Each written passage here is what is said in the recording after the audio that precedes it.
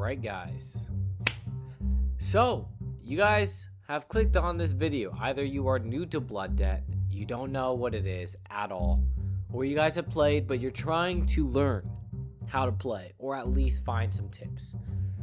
I may not be the best, but I'm going to show you guys what I have learned and what I have taken away from playing the game, because it's nothing like some other murder mystery games you have played. There is definitely a strategy for each and every map with each and every gun and every setup. Alright, so let's hop into it.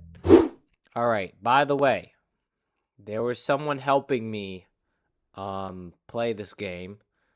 Their username is Hi, I'm New to Ass. He has been a supporter since the beginning, so I will shout him out. His username is The Fusion Warrior 2 on TikTok. I'll put his username in for you guys. So, before we even start on like the controls and everything, we got to know how to even play this game. So in this game, there are 3 different game modes. There is Debt, the main game mode. There is Team Deathmatch or Team War. That one's pretty explanatory.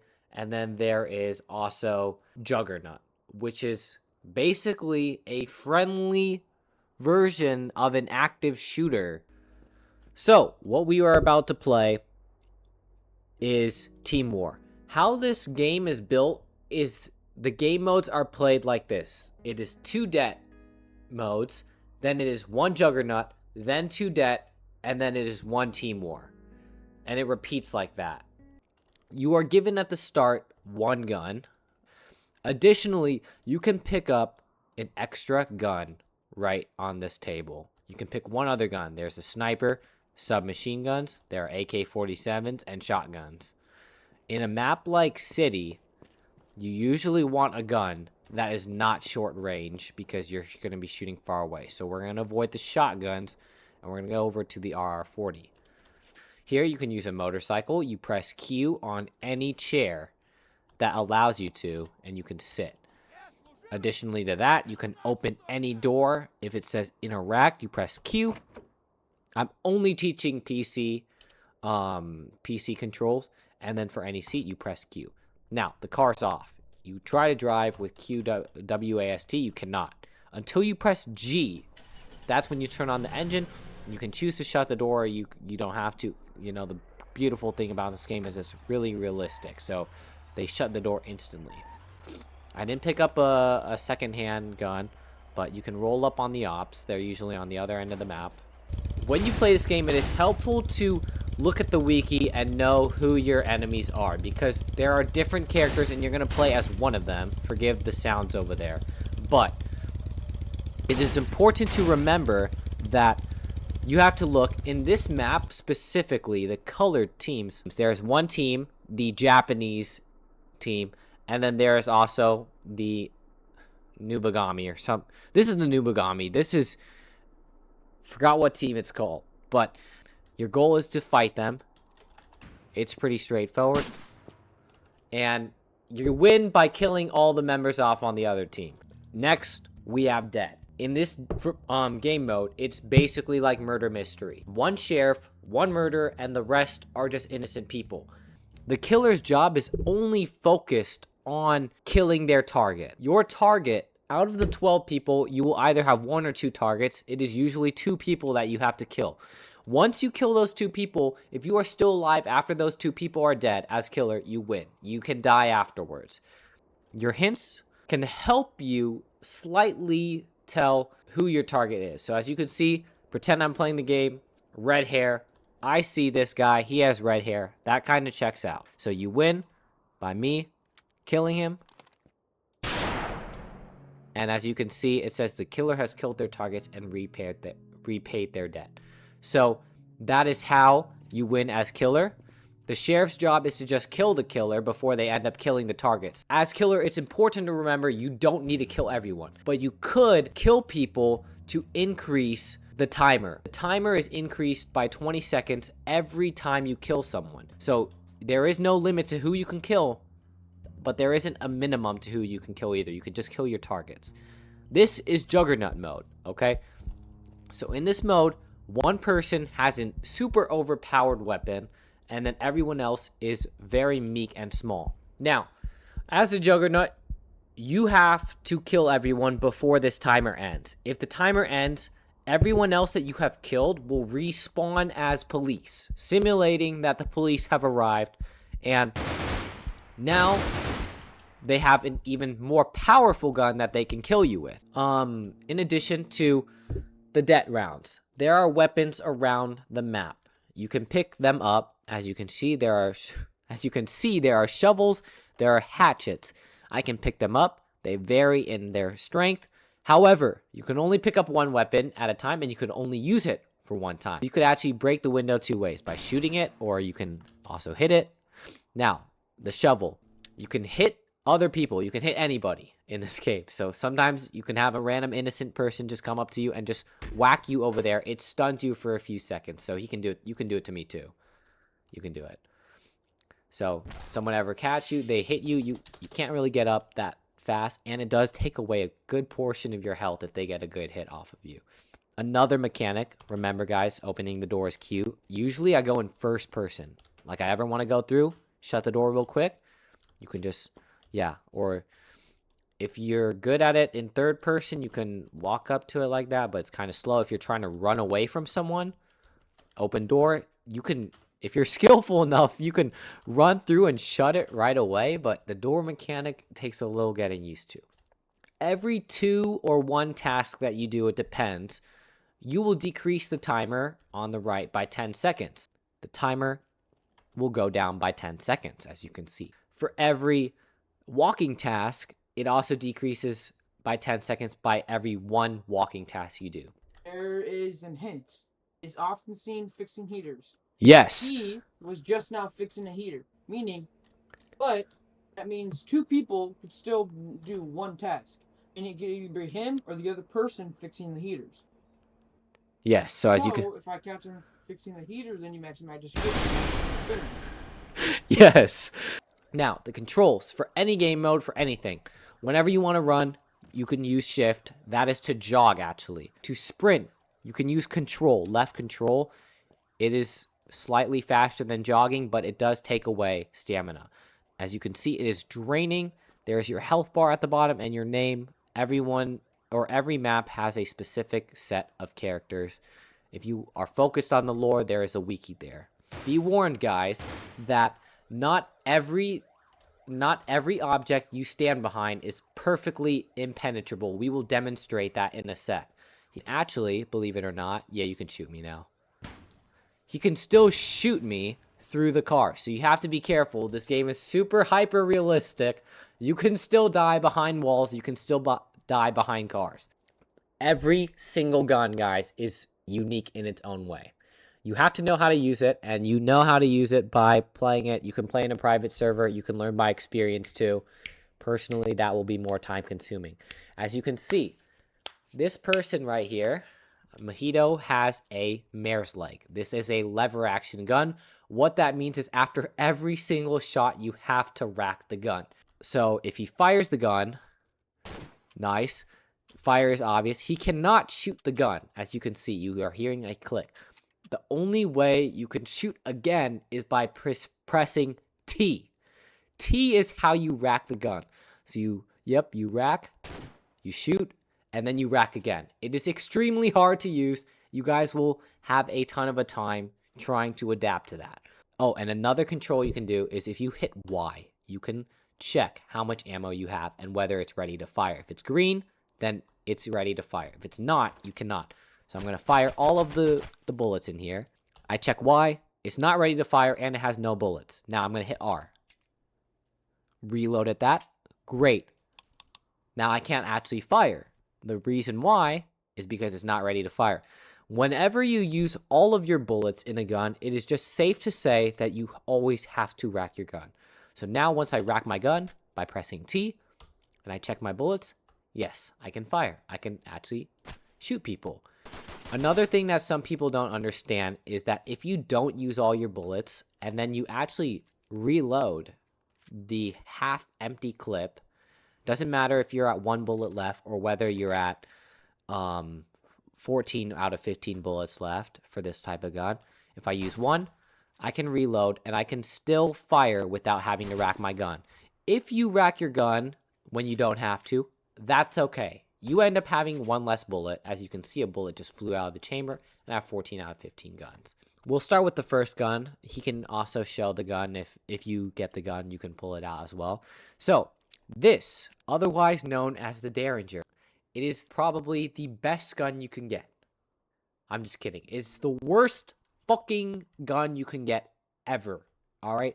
This gun has at most 2 bullets in it, and its power is pretty shit. Now, obviously, you have to make your shots count. There are only 2 bullets.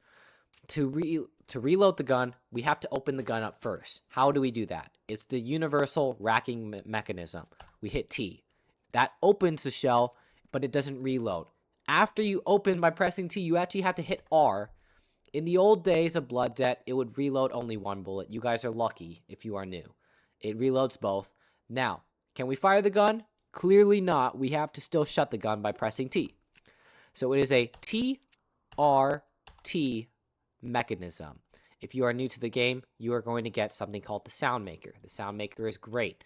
If someone is the sheriff and you don't know who the sheriff is, I can quickly sneak in here, toss this bad boy in, and shut the door. And if you can, as you can see, it actually makes some pretty cool sounds, gun sounds, and it will most likely, the sheriff should come running in.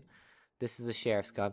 The sheriff would be coming in, running in, like looking for who the killer is, and that's your cue to be like, yo, that's the sheriff. It actually makes sense if I kill this person first. So obviously that would be one scenario you can use the Sound Maker in. If I may add, the JS-22 has to be one of the worst, because after I empty all my shots, this revolver is a 22 LR. It has 9 bullets. You may think that's good, but it's really bad. Because after you empty it, it would suck to reload, and as you're reloading, the sheriff would just come into the room and shoot you. How this gun works, you pull it out better than the Derringer. It has 9 bullets. Like he said, it's great that you have 9 bullets, and you may think it's great, but after the shooting is a little difficult. After you use it, it's like a revolver. You have to hit T, just like the Derringer, but unlike the Derringer, every time you reload, you are reloading 1 bullet at a time. And it may be very, very frustrating and very, very time consuming. It is very rare that a gun can prompt you to go into the public and kill people. It is much more common that you go up to people when they are alone and then you just end their life and then sprint away. And then that's where you can reload. Another gun you can get is called the RRLCP. You hit Y. This gun has 8 bullets. The thing about this gun, it is very low damage, but it is a magazine reload. So unlike the JS-22, you don't have to reload every bullet. I'm going to use this as if it's a single fire, because the guns that you guys will get in the game are single fire. So I run out of bullets. I got to reload. The great thing about this, it reloads all 8 bullets. But like any other gun, you use all the bullets in your gun. You have to rack it, as always. If I don't use all the bullets, 1, 2, 3, 4. So I used up all but 1 bullet. If I reload, I actually still don't need to rack it. I can just still fire. Now I used all of them, so obviously now I have to fire. Okay, I may think he's dead, but the health bar shows that he's still alive, and he's rolling around. When someone's rolling around, that is a cue. That is your cue, always, that you need to put another bullet in their head. I am able to choose, for example, if I were to receive, I can choose this gun, I can choose, because I have enough killer wins, but I can choose this gun, I can choose this gun, I can choose this gun. But when you are killer, it is the game that decides which line of gun you get. The lines are indicated by the color code. So this is 1 line of guns, this is 2nd line, 3rd line.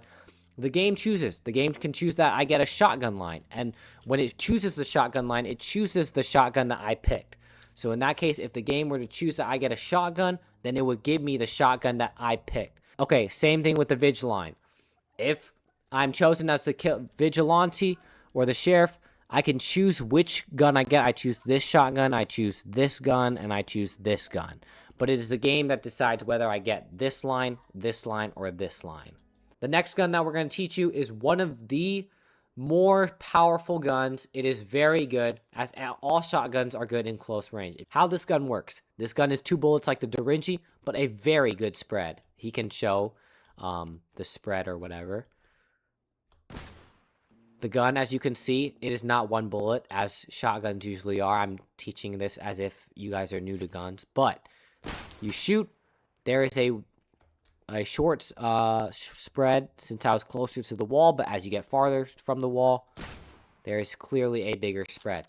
You shoot, and then you hit T to open the gun. The gun's not obviously going to reload themselves as usual, and then you hit R like he's doing, and it reloads 1 shell. But the cool thing about these type of guns, you don't have to reload every single gun. So I'm going to demonstrate. I'm empty, and I'm trying to prevent someone who rushing at me with like a baseball bat or something. I can hit R, I can reload, I can snap it shut, and I can shoot again. If you hit V, which is the change of fire mode, you can shoot both bullets. What? Wait, I didn't even know that. What the fuck? Wait, what? Oh my god, it's over. Oh my god, when I receive this gun, it is over for these kids. For a shotgun, which I just learned now thanks to Mojito, say I take out the gun, I can fire 1 bullet at a time, or 1 shell at a time. However, if I change the fire mode by pressing V, you can actually fire both bullets at a time. So another gun that you can get is called the Rosen Obres. I shoot once, I cannot shoot again. I can only shoot after I hit T, and then you could shoot again. You guys just need to know, shoot, rack, shoot, rack. That's how it works. How you reload this gun, because I clearly have nothing left, is you just spam R. So you hit R once, it opens the chamber, and then I'm just going to spam 1, 2, 3, 4, 5. We're not done yet. In order to shoot, you actually need to hit T to close the chamber, and then you can go again. This gun in action would be like this. Oh, he's right here. So you shoot him. It only stuns them. You have to end their life by shooting them multiple times. All right? And by the way, every time you open the chamber on these type of guns, it will eject a bullet. This gun is very powerful, and it is a pistol. It has only 7 bullets, so it's powerful, but limited ammo, I would say. It is very, very loud. You can tell when something's a K1911 when you hear a K1911. So if I don't use all the bullets and I reload, I can still keep on firing. If I were to use all of my bullets, as you can see, the gun is like sort of opened up. We have to rack our gun, and then it closes up the chamber. Great. Now, to see this gun in action, my boy Mojito can demonstrate the damage. I think 1 headshot is enough to kill you. 2 torso, yeah. As you can see, this gun is very loud and very dangerous. The next gun you can get is a submachine gun. I call it that. It's a, what do you even call this gun? First of all, you have quite a few number of bullets, 13 out of 13. However, this gun has a high recoil at hip fire, or when you use up all the bullets, you have to rack your gun. So you reload, you hit T to rack, and then you can fire again. If you don't use all of it, you can still reload and fire without having to rack. By hitting F, you can actually unfold the stock. It decreases your recoil by 50%. Every time you take out your gun, for that matter, you have to unfold the stock or press F if you want less recoil. If you're in a bind, of course, you can just still fire, but it is highly encouraged that it only takes like half a second, that you need to just unfold the stock. And look at that, much less recoil versus this. So, another gun is called the JTS-225. This is actually, wow, this is actually a pretty good gun. I'd say it's up there with the K1. Yeah, it's one of the best. What's up? For like crowd control. And the good thing about this gun is it has good penetration. So if there were 2 people If I shoot him in the head, the person behind him could also be damaged. You walk up to someone, shoot them. You only need to shoot them once usually if you get them in the torso or the head. If you get them in the feet, then you could just shoot them again. And how you reload, hit T, it opens the chamber, you hit R, and then you hit T again. Thank you guys very much for tuning in, and I will catch you in the next Blood Debt video.